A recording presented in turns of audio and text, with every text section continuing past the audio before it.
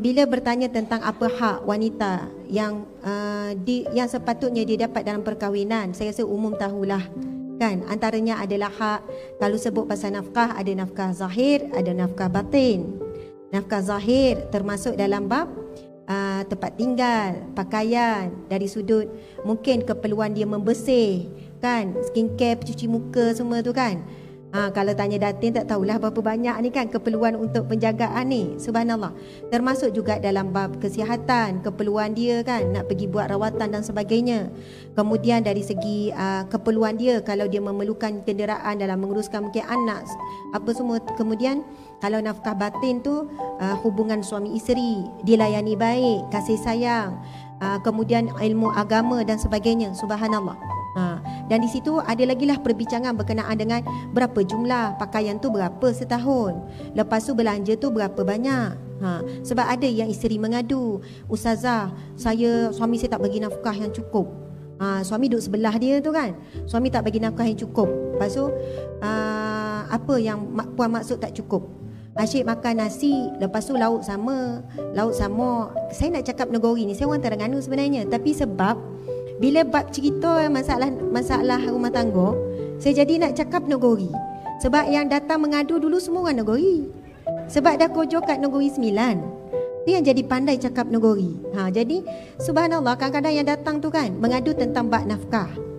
Kerana terlalu banyak kan, dia tengok orang ni dapat ni, orang ni dapat ni. Lepas tu dia buat perbandingan diri dia. Subhanallah. Lepas tu dia ngadu, ustazah, asyik makan lauk sama kan, suami Dan ni suami saya ni lauk sama, kadang-kadang nak juga yang sodap-sodap jadi kan makan minum tu kan dia yang bertanggungjawab. Lepas tu suami jawab, ustazah, yang tu je saya mampu. Kadang-kadang yang saya mampu sampai hujung bulan memang telur goreng kan, lauk kicap, tu yang saya mampu.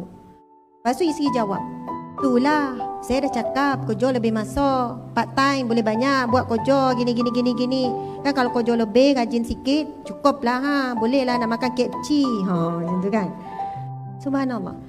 Ini kadang-kadang tidak difahami. Berkenaan dengan jumlah memang yang tergantung kepada situasi dan kemampuan suami. Subhanallah. Jadi bila isteri ni kita terangkan, puan, sebenarnya suami dah menjalankan tanggungjawab dengan sebaiknya. Jika puan cukup, maksudnya puan kenyang-kenyang tapi tak lalu. Macam itulah kan. Maksudnya cukup makan. Saya pun nampak dia elok, comel, bulat je kan. Maksudnya bukanlah kuh kering tak cukup makan. Jangan kecil hati kan. Bukan maksudnya bulat tu kan comel. Datin pun bulat juga. Subhanallah. Okey, si baik boleh cover kan. Masya Allah. Dan saya kata, puan, sebenarnya apa suami dah buat tu, suami dah kerja cari rezeki yang halal, dan itulah yang kadar dia mampu. Suami dah jalankan tanggungjawab sempurna.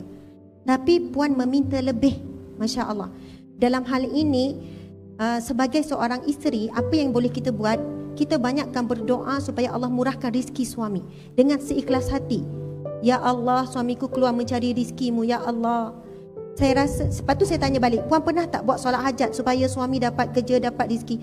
Tak ada lah sampai buat solat hajat, takat bab nak makan macam tu kan. Habis tu yang sampai bawa bergaduh sampai sini, maksudnya benda ni macam isu besar. Yalah, kadang nak handbag baru, handbag tu dah 2 tahun. Pasal handbag, pasal benda macam tu, mungkin kita kata dari satu sudut orang yang mampu, mungkin itu isu besar. Bagi yang tak mampu, kata puan, kita tak boleh ukur baju orang lain di badan kita. Baju orang tu besar, baju kita ni lah yang takat kita mampu. Jadi apa yang suami beri, kalau dah cukup basic, sebenarnya suami dah menjalankan tanggungjawab dengan sebaiknya. Apa yang mampu kita buat, berdoa, beri sokongan kepada suami, sama-sama usaha kalau kita nak lebih daripada apa yang kita perlu. Tapi kita nak apa yang kita mahu. Apa yang perlu dah cukup, tapi nak apa yang kita mahu, mungkin kita kena ikhtiar sendiri dan sebagainya.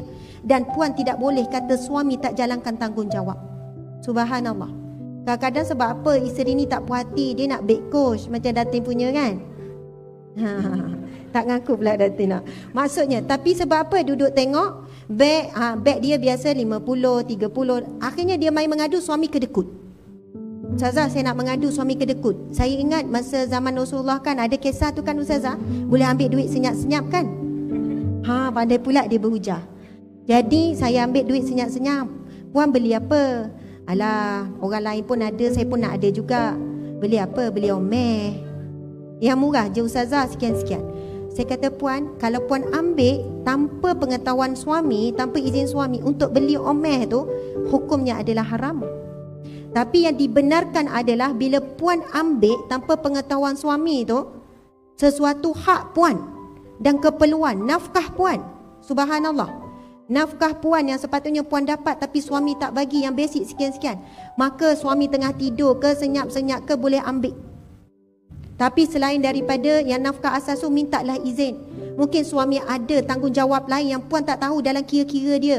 Hutang dia dengan kawan yang dia ambil senyap tanpa pengetahuan puan. Hari tu puan nak makan KFC, nak sangat kan sampai merajuk, hutang dengan kawan tapi tak cerita, puan nak jaga ego dia, tak nak bagi tahu dia tak ada duit dan sebagainya.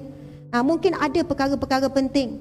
Jadi apa nak buat ni ustazah, dah boleh kan? Sambunglah cerita tu kan. Apa lagi, pergi bagi tahu suami, cakap terus terang dan sebagainya. Ambil kat mana sampai suami tak perasan? Aduh, saya tahu dia simpan kat mana. Ingat boleh ambil, Masya Allah, Allahu Akbar. Jadi itulah secara ringkas berkaitan dengan bab nafkah.